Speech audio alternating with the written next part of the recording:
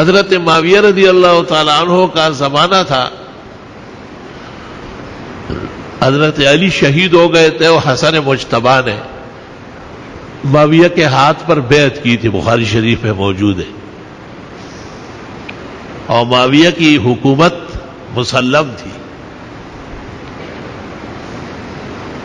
بادشاہ روم سے کچھ عرصے سے آنکھ مچولیاں چل رہی تھی اور درمیان میں معاہدہ کرنا پڑا تھا جنگ نہ کرنے کا۔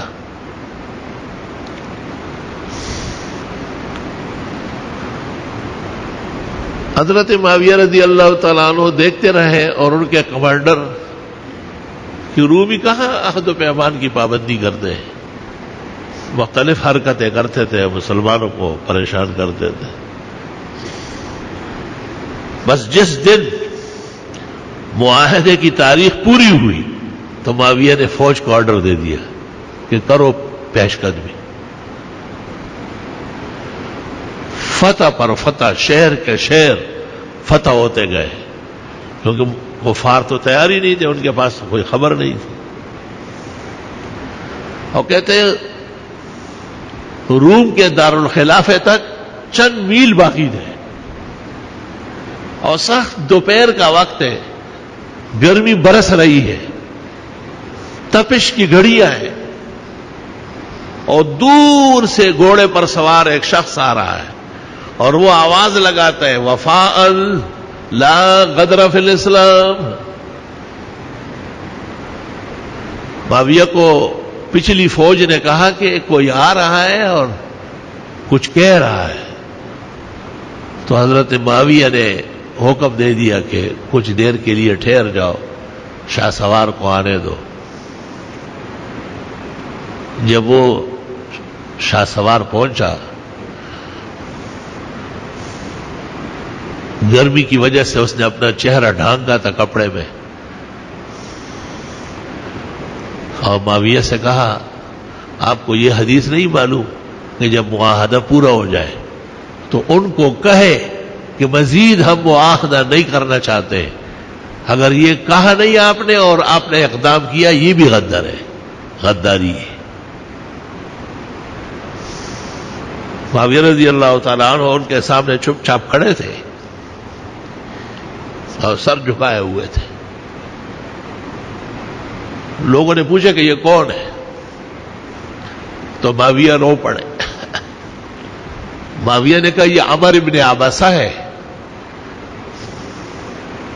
اور ان سے پوچھا کہ میں ذکر کروں بھائیوں سے، انہوں نے کہا اجازت ہے۔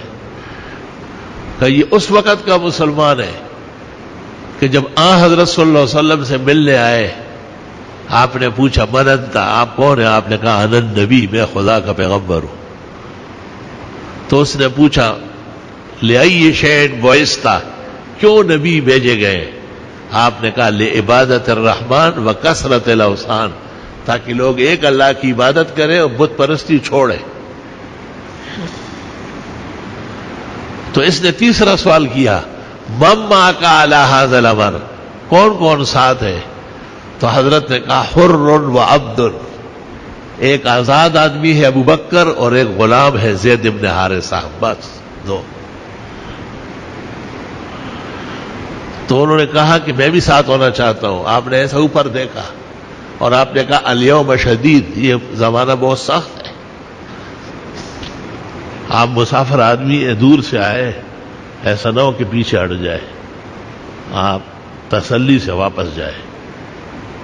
میرے رب نے میرے ساتھ نصرت کا عہد کیا ہے، ان قریب وہ ان پہاڑوں سے ٹپکے گی، ہر جگہ میری نصرت کے نعرے لگیں گے، آپ آ جائیں، اس وقت آ جائیں، اب نہیں۔ جب معاویہ نے یہ تذکرہ کیا تو تمام صحابہ رو پڑے، یہ تو بہت بیش بہا اور بہت قیمتی اور پیغمبر کے بالکل بعثت کے ابتدا کا آدمی ہے۔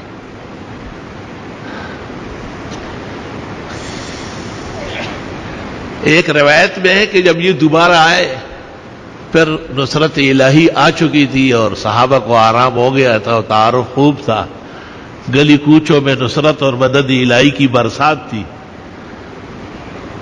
تو آپ نے اس کو دیکھ کے آپ مسکرائے. آپ نے کہا آپ نے وہ دن بھی دیکھے اور آج بھی دیکھے. انبیاء کا اس طرح وقت ہوتا ہے، تنگیوں میں دقتوں میں آتے ہیں، اللہ کی مدد کے منتظر ہوتے ہیں. آج آپ خوشی سے کلمہ پڑھے اور جائے اور لوگوں کو بھی کلمہ پڑھا ہے، کوئی روکنے والا نہیں ہوگا. تو معاویہ رضی اللہ تعالیٰ عنہ نے ان سے پوچھا کہ حکم کیا ہے؟ کہ جتنے فتوحات غلط طریقے سے کیے واپس کرنا پڑے گا. معاویہ نے آرڈر دے دیا کہ واپس جاؤ، جہاں سے ہم چلے ہیں واپس. اور وہاں سے کینسری نے روم کو خط لکھا کہ میں تو آگے بڑھ چکا تھا اور آپ کے بدعمالیوں کی سزا دینے کے لیے، لیکن افسوس کہ ہمارے دین کے ایک بہت بڑے مقتدی نے مجھے اپنے پیغمبر کی حدیث یاد دلائی جس سے میری پیش قدمی غلط ثابت ہوئی. میں تاوان جنگ دینے کے لیے تیار ہوں، لیکن آئندہ آپ کے ساتھ معاہدہ نہیں ہوگا، میں مزید معاہدے نہیں کروں. آپ دیکھیں کہ فتوے کا اور شرائع کے مجاہدین کتنے سخت پابند، مجال نہیں کہ سر مو خلاف کریں. ورنہ معاویہ کم دلائل دے سکتے تھے. معاویہ کو پتہ نہیں تھا کتنے نقصان ہوا ہے وہاں سے یہاں تک آنے میں.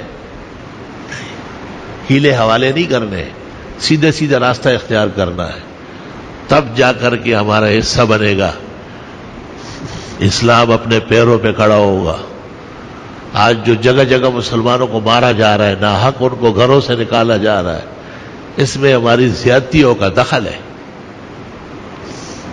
وہ حسین چہرہ، وہ زرین ماحول جو اسلاف نے خوبصورت طریقے سے بنایا تھا، ان کو داغدار کرنے کی اجازت کسی